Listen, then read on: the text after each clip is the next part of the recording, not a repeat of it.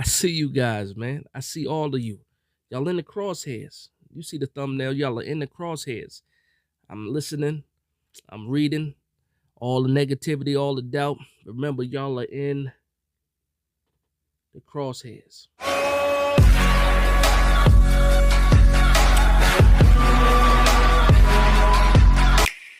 Big Dash knows what? So, what's going on, people? As you can see, I'm in a dark mood, all black, because I got some things on my mind. And I wasn't gonna even talk about it. I wanted to ignore it, but it just seems that it's getting more and more steam. That why in sports media, why is there so much doubt for the New York Giants? It seems like everybody is pointing out what we can't do, what we don't have, what everybody else can do versus what the Giants can do.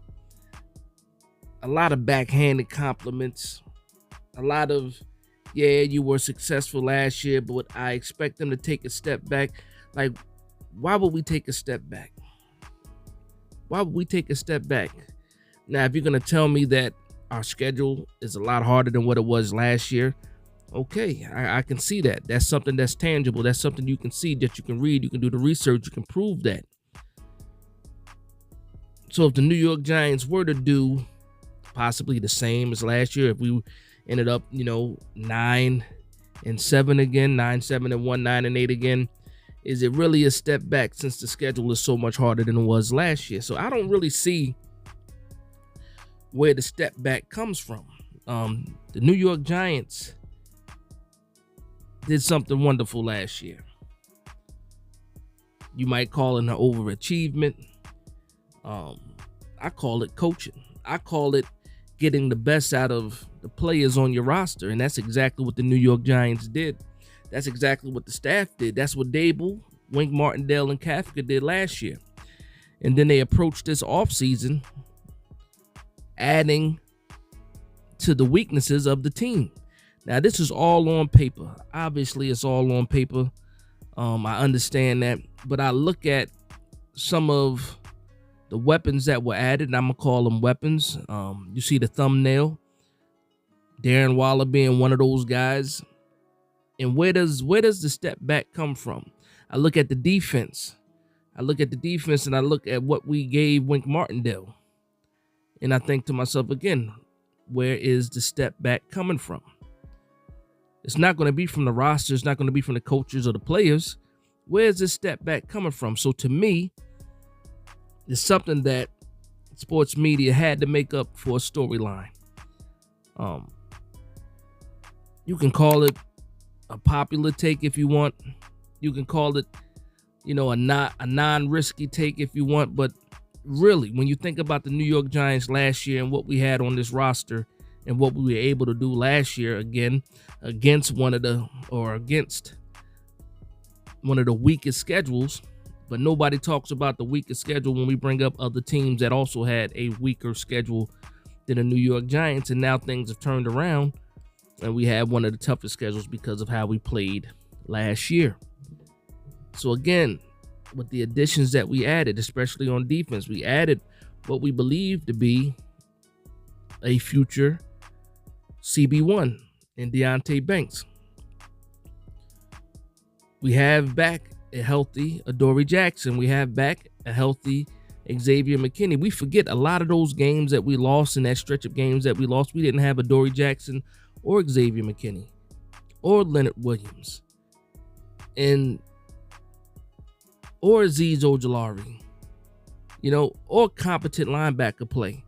And then I'm looking at this roster now, and again, we can't guarantee that everybody's going to be healthy for the entirety of the season, but I'm just looking at these guys, and if they can play the whole season, I expect us to be a lot better than what we were last year. Again, McKinney was gone for seven games. That's big. That's really big. Adoree Jackson was gone for 5 games. And again, it's no coincidence that in these games that we lost, we were missing a lot of our starters. Just that second Dallas game alone. Like, if you really look at the inactive list, you know, we had a bunch of people, a bunch of starters that did not play. So to me, the only thing I can think of in my mind is that they just need storylines for training camp. They need to feed into some type of narrative that the New York Giants were just a fluke last year. And the disrespect, you know, that I feel, you know, from that comment is crazy to me, because again, we were supposed to suck last year. So regardless of that schedule being weak, we were supposed to lose a lot of those games that we won. So just because we won those games that we were supposed to lose, all of a sudden, we only had that record because the schedule was weak. Meanwhile, we were supposed to be a weak team, and not a lot of people had us, outside of maybe the fan base, had us winning a certain amount of games. And I don't think it's a fluke at all. I don't think it's a fluke at all. But when I see people like Colin Cowherd, Nick Wright, Joy Taylor, Herm Edwards making the kind of comments that they're making, and I know a lot of that has to do, you know, with the Saquon Barkley situation, and will he or will he not get a deal, and, you know, we're pretty much nothing without Saquon Barkley. I beg to differ.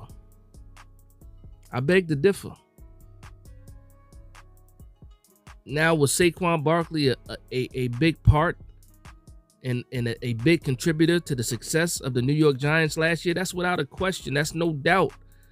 But to say going into this year that all of a sudden we can't win without Saquon Barkley, I just don't believe that. It might be harder, absolutely.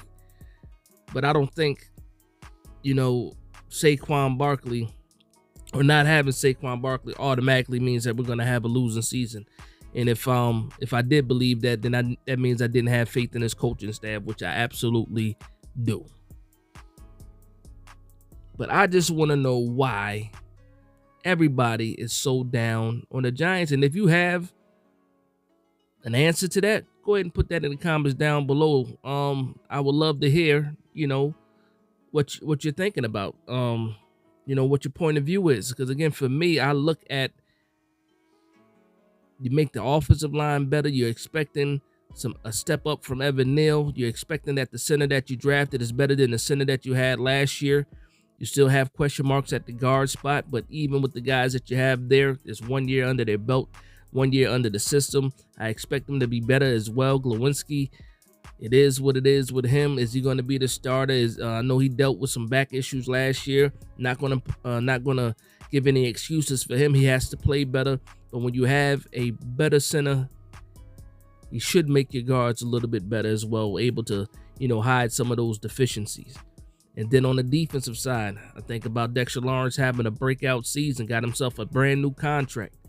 I think about Azeez Ojulari, you know, not playing in a lot of games because he couldn't stay on the field. He couldn't stay healthy. But when he was healthy, when he wasn't in the game, he was a disruptor. Kayvon Thibodeau, I expect to step up from Kayvon Thibodeau next year. Leonard Williams, I hope that he's healthy. But outside of Leonard Williams, we did add some players to that defensive line that can help stop the run. That'd be Nacho, that'd be A'Shawn Robinson. And then at the second level, we added probably one of the best linebackers that we've had in a long time for the New York Giants. Now, there's a question mark on the side of him, but still, that's an improvement there. And again, you look at Deonte Banks, you look at Adoree Jackson back healthy, you look at Xavier McKinney back healthy, and we need to figure out what's going on with that safety. But I see a better team on paper than what we were last year.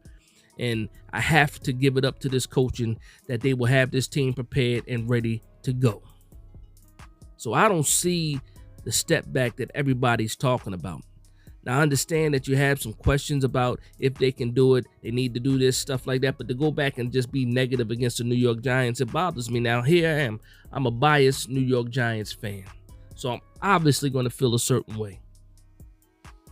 But why shouldn't I feel a certain way? When we're coming off one of the best years we've had in a while, and a lot of people, even around the league, do not believe that it's a fluke. I looked at some of the PFF coaching rankings. And they had, as far as our DC, he was top 10. Wink Martindale was ranked top 10 going into this season. When I look at head coaches, our head coach was ranked top 10 going into this season. I didn't see any offensive coordinator spot, but I expect a big leap from Mike Kafka as well, because look, he was getting a lot of attention with teams trying to fill a head coaching job. And you don't get offered or you don't get interviews if you suck. And I think that, I don't know how long Mike Kafka is going to be here. I think he is going to make this team better. This offense is going to run a lot better. You're going to see this playbook open up. But I just don't see why there's so much attention on the New York Giants taking a step back, because, again, I feel that it's disrespectful to what we did last year.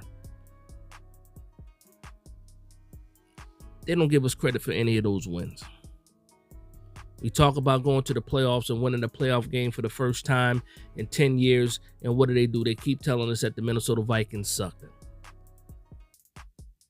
It was not in our control who we played in the playoffs. It just so happened to be the Minnesota Vikings. And what do? Exactly what we needed to do, and that was beat the Minnesota Vikings. Would have been better if it was the Tampa Bay Buccaneers or the Seattle Seahawks.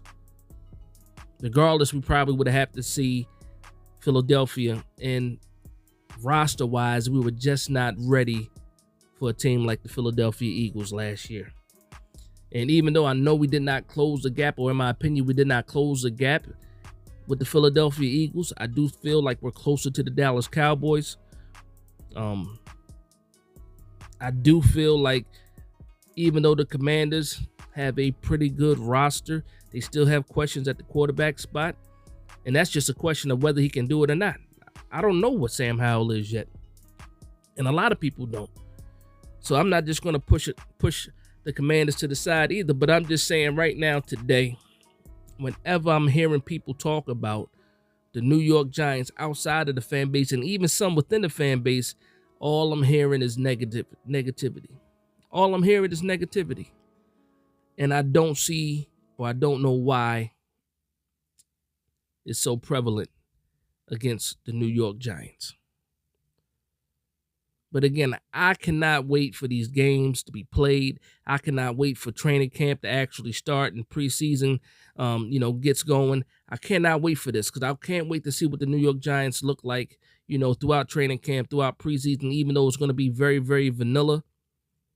And ultimately, I cannot wait for week 1 against the Dallas Cowboys. Sunday Night Football. The biggest game of the week. I can't wait to see how the New York Giants show up, and that's where I'm going to get a lot of my answers. So that's just me venting a little bit, wondering why there's so much negativity for the New York Giants.